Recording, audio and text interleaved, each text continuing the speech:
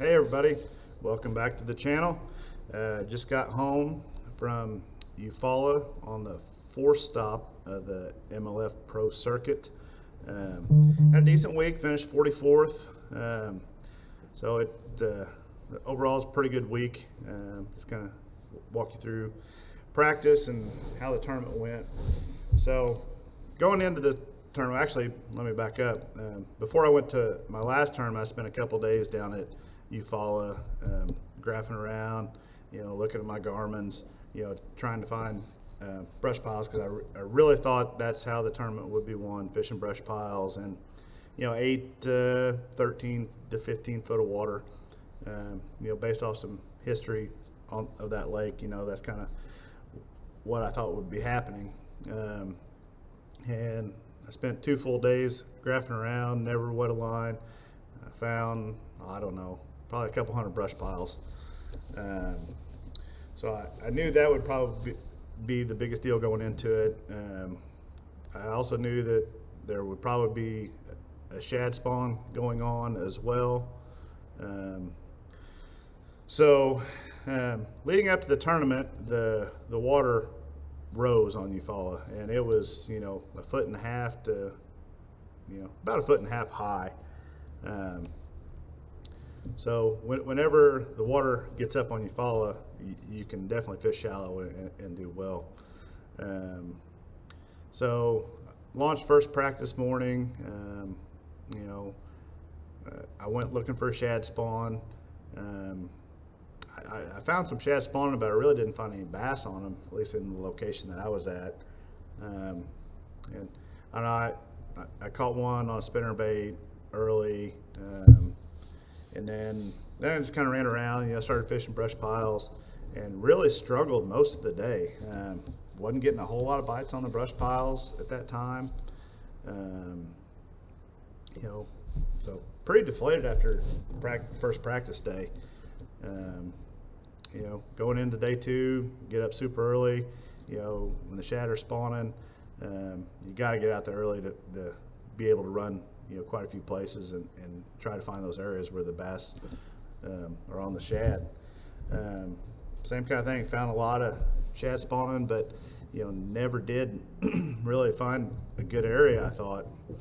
And after a couple hours that morning, then I went back to fishing brush piles for about half a day. Same thing, I mean, I was catching a few fish, but most of them were small.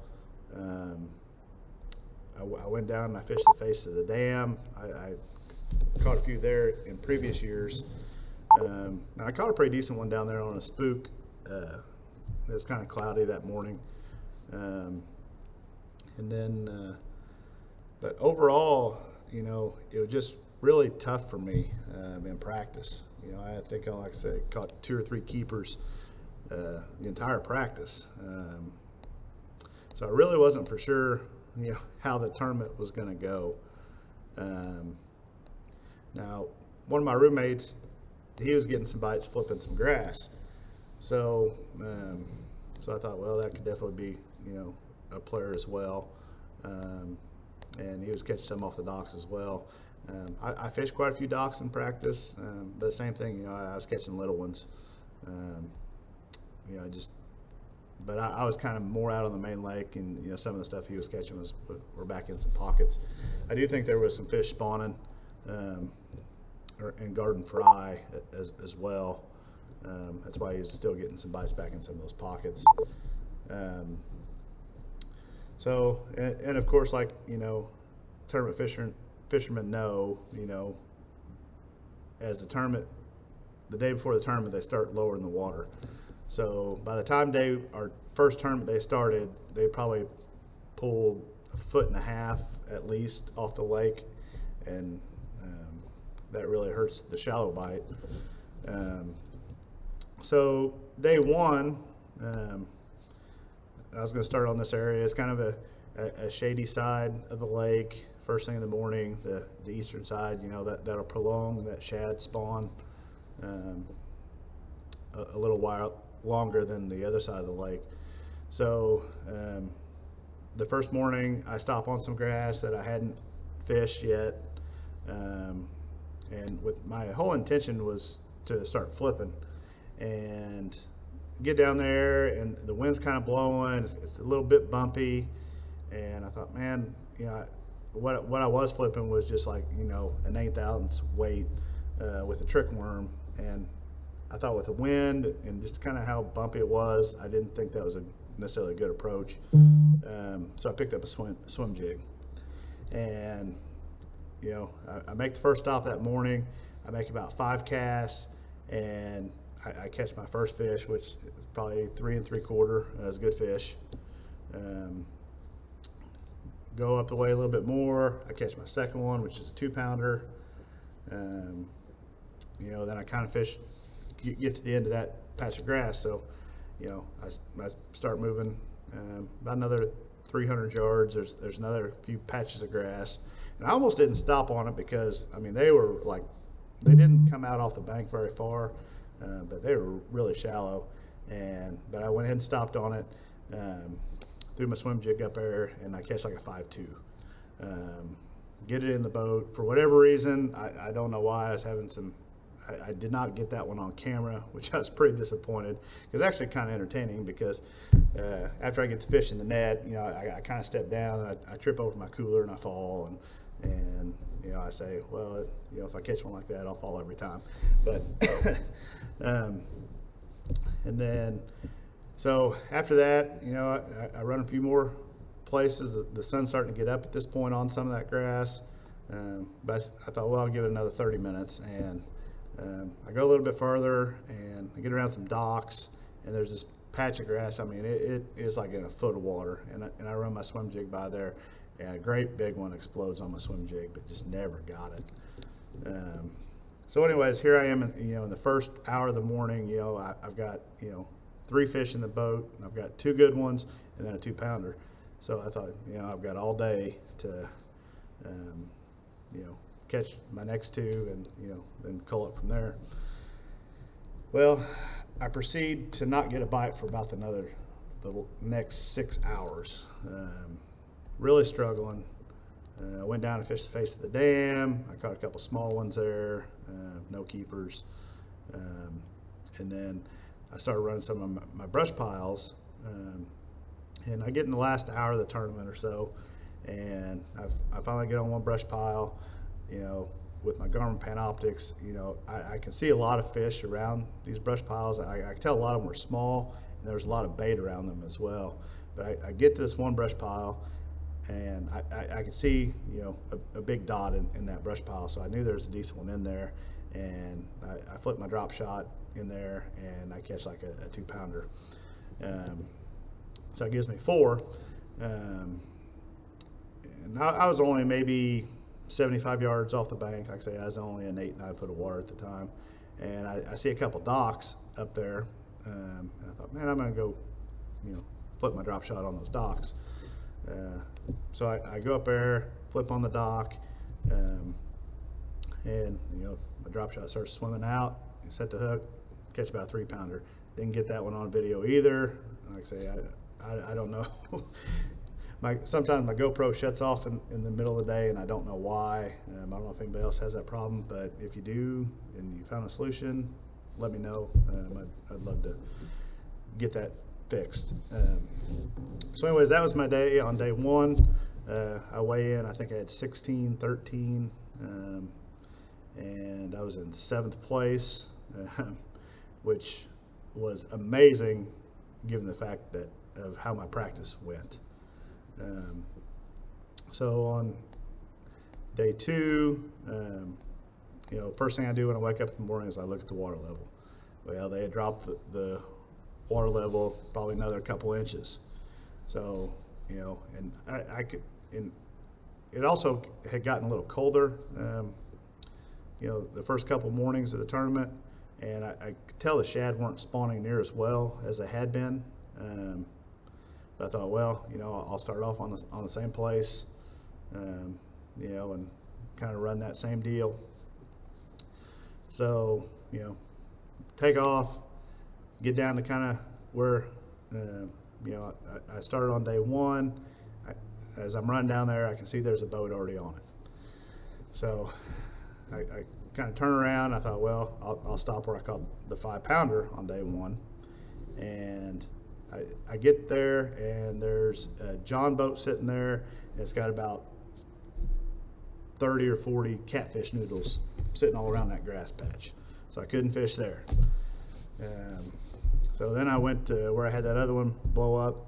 The first morning, go through there, no bites. So I was a little frustrated on how my morning was starting. So, so I started running back down. I thought, well, if nobody's on where I started the first day, I'll stop there. Well, there's nobody there. So I stop on it, and it didn't take long, and I caught my first fish, probably a 2-pounder. So by that time, the shad spawn's about over. So I took off down the lake again, and I started fishing some brush. I started fishing some docks, because kind of in my mind was, first and foremost goal is to catch a few fish. I'll get a check, big check. So that's the first goal.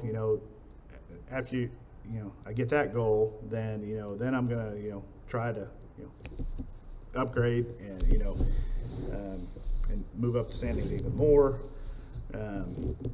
So I'm fishing, and I mean, I am not getting any bites, So I fish brush piles for probably a couple hours, catch some small ones, and then, in my mind, I was like, I need to go fish some docks.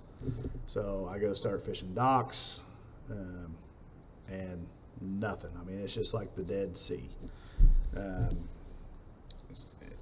So at that point, it's probably getting, I don't know, 1 o'clock or so, and I fish some docks in this small little pocket. As I'm idling out, there's a little sand point kind of on my right, and normally I just go right by it, but I just happened to look, and I thought, it looks like there's a little rock mixed in there with it, some gravel.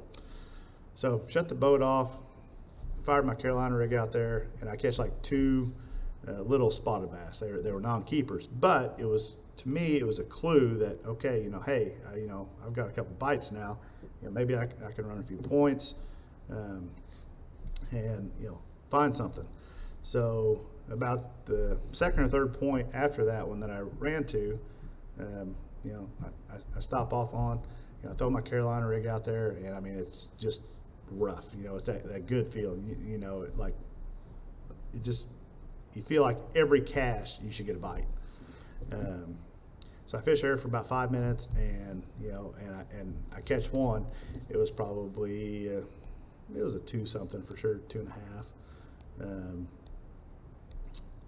Fish around a little more, catch my third one. It was just a keeper, 14.5 inches. So at that point in my mind, I was like, okay, there I've gotten paid. Now, so some of that pressure was off. Let's just settle down, catch a couple more to finish the day. I will back up to the morning on day 2. I did lose a big one in the grass. I threw up there, ran it in between my swim jig in between a couple grass patches, and just she knocked slack in the line, set the hook. I never got her to the surface, but it was a big one. I don't know how big because I never did see her. But anyway, everybody loses fish. They're just a little disappointing. So anyway, after I caught the 2 on the Carolina rig on the 1 point, I kind of looked for some more stuff similar, but I really didn't find anything. There's a lot of sand on that lake, and just not a lot of rough places, at least that I could find. So I went, I thought, well, I'll run back to that dock where I caught my 5th fish on day 1. There, I get there, and there's 3 guys out on the dock that are putting new boards in it, banging around. So anyways, it's just kind of like how my whole day 2 went. It was a trying day, but I kept positive attitude, and so I had about 45 minutes left to go in the day. I thought, man, I'm going to run back up towards takeoff. I had a ledge up there. Spent about 10 or 15 minutes there, and I catch my fourth one on a Carolina rig. And it was like a 2-pounder. Then it's time to weigh in. So at that point, I weigh in. I think I only had 8 pounds and change on day 2 with 4 fish. But good news is you know, after day 2, I was in 36. I made the top 50 to fish day 3. And I really didn't know what I was going to do on day 3. You know, because it had just been such a grind, you know, the practice and the first 2 days of the tournament. So, well, I'll start on I'll just kind of run the same pattern, you know, as I had been the previous couple days. So we take off on day 3. There was a local tournament going on, and pretty much the entire bank, you know, where me and some other guys had been fishing, you know, there was probably at least 10 boats from the local tournament lined up and down this bank. I was able to get in and fish a little bit of it, but they had launched, I don't know what time they launched, but they launched earlier than we did. And I was able to fish some of it, didn't get any bites. So then from there, I ran down to where I caught the 2 fish on the Carolina rig. The previous day, I fished around there. I think I caught maybe 1 small one. Then I went and fished some docks, caught a couple small ones off docks, no keepers. You know, I really kind of felt that if I would have fished some more docks that day, I could have caught a limit maybe, but I really felt that, you know, if I caught a limit, it would have been 8 to 10 or 11 pounds. Not the kind of fish that would move me from 36 up into the top 10 cut. So I told my marshal, I was like, you know, I think I could maybe, you know, if I stuck with this all day, catch them, but, you know, the 10 or 11 pounds wasn't going to do me any good. I mean, sure, it would have bumped me up maybe a spot or 2 for a couple extra points, sure. But, you know, obviously I want to make the top 10. So I was like, well, I'm going to go start fishing some brush piles. Even though I didn't really have much success doing it the previous couple days. So I think the second brush pile I stopped on, I caught a keeper spotted bass. Went a couple more piles, catch another keeper spot. And then I fished probably 50 more brush piles. The brush piles aren't real big. I mean, you can pull up on them. You know, I can look at them with my live scope. You know, you can make super accurate casts. So, you know where to cast. You know, there's no wasted cast. That's what's great about the Panoptix live scope. And I was catching a lot of fish, but there's a lot of like 11 and 12 inchers. You know, I just couldn't really get anything going. And finally, you know, I stop on another brush pile. I catch one that's barely 14-inch largemouth. So that gave me 3, but obviously not the quality of fish that, you know, is going to get me into the cut. So at that point, you know, I had maybe an hour left in the day. I thought I'm just going to go back in the creek where we launched and, you know, fish around in there for a little while. So I go back in there and, you know, I fish kind of around the causeway with a shaky head and some stuff. And we had about 10 minutes to go. I kind of got to the end of the causeway, so I thought, well, I'm just going to keep on going up this bank. Pick up my Carolina rig, throw it out there, and I catch like a short one and have about 5 minutes to go. Throw out there, have one pecking at it, and I thought, oh, that's another small one. It kind of starts swimming off a little bit, set the hook, and then it actually ended up being like a 2 something. So that gave me 4. But, you know, then the day was over. So really, I rode a good bag on day one in this tournament, you know, and that's pretty much it. Kind of my setups for the week. My swim jig, I was on a white swim jig, 1/2 ounce, on 50-pound braided line. It's a Secret Lures swim jig, and then I think I stopped at the bait shop, and I think that's a big bite. I think it's a fighting frog, if I'm not mistaken. I don't know. I normally throw like a swim bait on the back of my swim jigs, but for whatever reason, I thought I kind of wanted something that had a little more action, so that's why I went with that. Throwing it on Denali lithium frog rod 7.4. I love this rod. I use it for a lot of stuff. You know, it's probably one of my favorite rods. My drop shot, I was throwing another Denali lithium, 7-foot medium, and I was just throwing a red crawler robo worm with a 3/16 ounce weight on it, 12-pound braided line to a 10-pound fluorocarbon leader, and then the other my Carolina rig set up. I've already cut it off because I was rigging some stuff for the next tournament, but I was throwing a 7-foot heavy Denali N3 with a 1/2 ounce weight and a Zoom speed crawl in green pumpkin. You know, I can't tell you how many times this has saved my butt in the last couple of years, the Carolina rig. You know, whenever I need bites, there really three lures that, you know, if I need to put some fish in the boat, that I use. One is the Carolina rig with the Zoom speed crawl.